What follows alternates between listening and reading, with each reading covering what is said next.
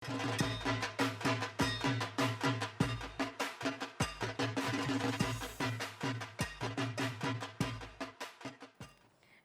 আরাধনায় বাংলা, রাত পেরিয়ে সকাল। মন্দিরে মন্দিরে এখনো ভক্তের সমাগম। তিথি থাকতে পুজো দেওয়ার লাইন ঠনঠনিয়া কালীবাড়িতে। শ্যামা আরাধনায় বাংলা, রাত পেরিয়ে সকাল। মন্দিরে মন্দিরে এখনো ভক্তের সমাগম ঘটছে এবং তিথি থাকতে পুজো দেওয়ার লাইন ঠনঠনিয়া কালীবাড়িতে।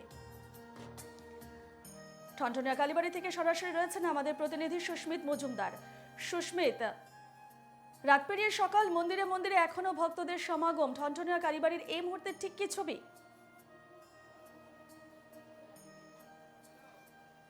দেখো, একেবারেই যে এখনো পর্যন্ত তিথি রয়েছে এমনটাই জানা গিয়েছে এবং সেই কারণে আমরা দেখেছি গতকাল রাত থেকে রাত ভর আর বিভিন্ন যে মন্দির রয়েছে কলকাতা শহর এবং কলকাতার যে পার্শ্ববর্তী অঞ্চলের যে সমস্ত মন্দিরগুলো রয়েছিল সমস্ত মন্দিরে কিন্তু উপছে পড়েছিল ভক্তদের ভিড়।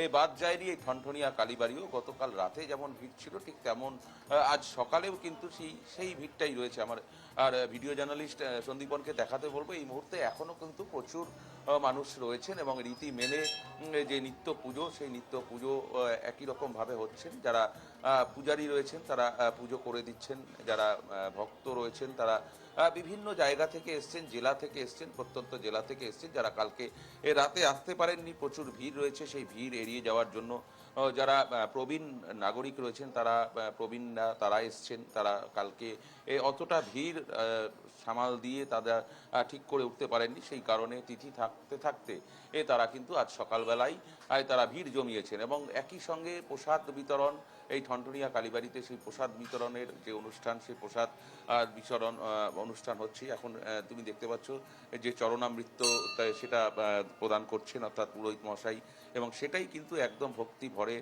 সবাই গ্রহণ করছেন যারা ভক্ত রয়েছেন তারা। এবং তুমি জানো ঠনঠনিয়া কালীবাড়ির একটা আলাদা মহত্ব আছে। সেই মহত্বকে মাথায় রেখে যারা যা যা আবেদন রাখেন, নিবেদন রাখেন, প্রত্যেকটাই কিন্তু সফল হয় এমনটাই কিন্তু মনে করেন যারা ভক্ত রয়েছেন তারা, এবং সেই কারণে সেই টানেই কিন্তু তারা বারংবার ছুটে আসেন। আমরা কিছুক্ষণ আগেও কয়েকজন ভক্তর সঙ্গে কথা বলেছিলাম, তারা কিন্তু বলেছেন যে তারা যতবার এই ঠনঠনিয়া কালীবাড়ির কাছে অর্থাৎ সিদ্ধেশ্বরী মায়ের কাছে যা যা চেয়েছেন তাই তাই তারা পেয়েছেন। আমরা একটু কয়েকজনের সঙ্গে একটু কথা বলার চেষ্টা করি। দাদা, আমি তো এখানকার ওনাদের সঙ্গে কথা, আমি এখানকার সেবায়। এই পুজোর আজকে তো এখনো রীতি রয়েছে। হ্যাঁ, চলছে, যতক্ষণ অমাবস্যা থাকবে ততক্ষণ চলবে। হ্যাঁ, আপনি ডিটেল জানতে গেলে একটু ভেতরে আসুন, আমাদের লোক বসে আছে ভেতরে আলাদা। হ্যাঁ, একেবারেই দেখো, এই মুহূর্তে যারা রয়েছেন তারা যেহেতু তিথি এই এখনো পর্যন্ত রয়েছে, সেই কারণে পুজো আর্চা এখনো কিন্তু হচ্ছে এবং সেই কারণে এখনো পর্যন্ত ভিড় একদম চোখে পড়ার মতন রয়েছে। দূর দূরান্ত থেকে বহু ভক্ত এখানে এসেছেন। তারা কিন্তু এই ঠাকুরের কাছে তারা মানসিক করছেন, তারা মানত করছেন যে তাদের যাতে মনস্কামনা পূর্ণ হয়।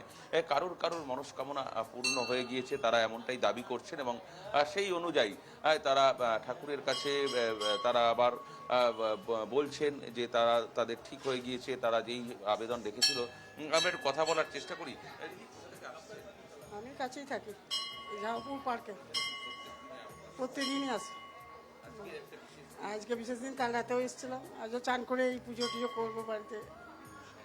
দেখো, কেউ কেউ কিন্তু প্রত্যেক দিন অর্থাৎ এখানকার যারা স্থানীয় রয়েছেন তারা কিন্তু প্রত্যেক দিনই এখানে আসেন এমনটাই তারা জানাচ্ছেন, এবং যারা বাইরে থেকে এসেছেন গতকাল রাতে ভিড়ের জন্য তারা আসতে পারেননি, তারা আজকে অমাবস্যা থাকতে থাকতে তারা এসেছেন এখানে পুজো দেওয়ার জন্য এবং তারা পুজোও দিয়েছেন। একদম ফাঁকায় ফাঁকায় তারা পুজো দিতে পেরেছেন এবং তারা যথেষ্ট এখনো পর্যন্ত তারা সাকসেস হতে পেরেছেন যে এইখানে তারা যেখানে যা তারা আবেদন করেছিলেন, তারা ঠাকুরের কাছে যা যা চেয়েছিলেন তাই তাই তারা পেয়েছেন, এমনটাই তাদের দাবি এবং সেই অনুযায়ী তারা আবার এখানে এসেছেন এবং যারা এখনো পর্যন্ত এই ঠাকুরের কাছে যা যা চেয়েছেন তাই তাই পাওয়া গিয়েছে, এমনটাই কিন্তু এখানে যারা আসেন আর কি, যেই সমস্ত ভক্ত যারা আছেন তারা দাবি করছেন এবং সেই কারণে বারবার করে ছুটে আসা এই ঠনঠনিয়া কালীবাড়ি। তুমি জানো কলকাতা শহরের বেশ কয়েকটি কালীবাড়ি রয়েছে, জাগ্রত কালীবাড়ি,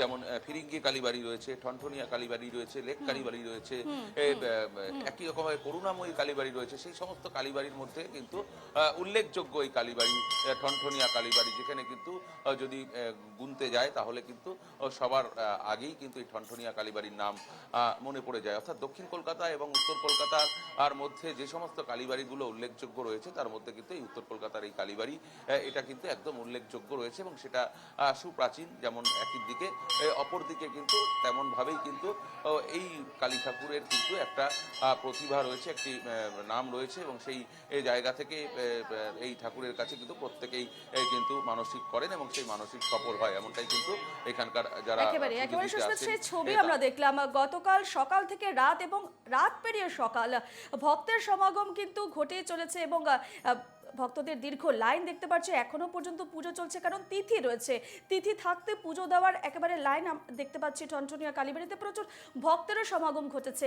আমাদের পরবর্তী সময়েও নজর থাকবে ঠনঠনিয়া কালীবাড়িতে। আপাতত ধন্যবাদ জানাচ্ছি সুস্মিত।